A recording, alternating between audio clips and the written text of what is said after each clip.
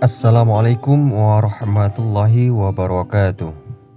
Sahabat beriman, inilah sosok rumah Nabi Muhammad SAW yang sangat sederhana dan bantal di kamarnya dari batu bata.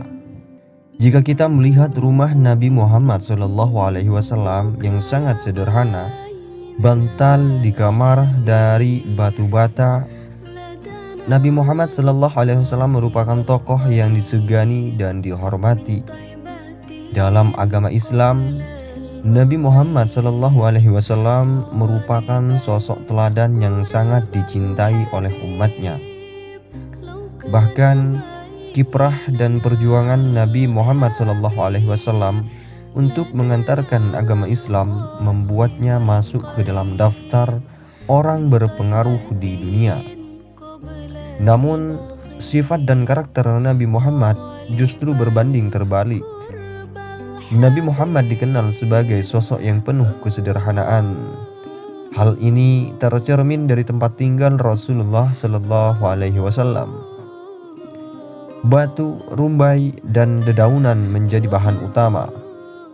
Hal ini pun jauh dari kemewahan, hingga sikap Rasulullah SAW seringkali membawa haru di kalangan para sahabat. Seperti yang diketahui, kediaman tokoh muslim yang paling disegani tersebut berada di kota Madinah, Arab Saudi.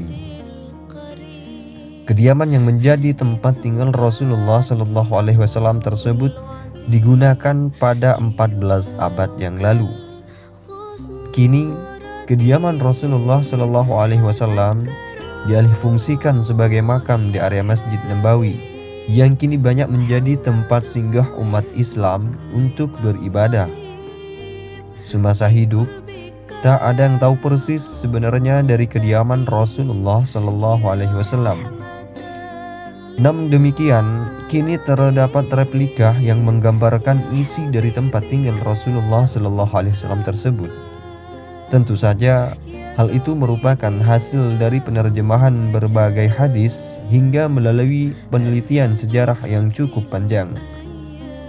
Atap Rumbia meski menjadi sosok yang dianut umat Islam, namun hal itu tak membuat Rasulullah SAW tinggi hati. Rasulullah SAW bisa saja meminta secara langsung kepada Allah Subhanahu wa Ta'ala untuk kediaman yang baik dan mewah. Namun Rasulullah SAW justru menikmati untuk tinggal di sebuah rumah kecil dan sederhana itu.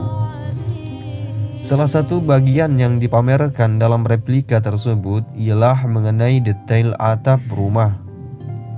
Bagian atas rumah pun masih menggunakan rumbia dedaunan yang berasal dari ranting pohon palem. Tirai sederhana.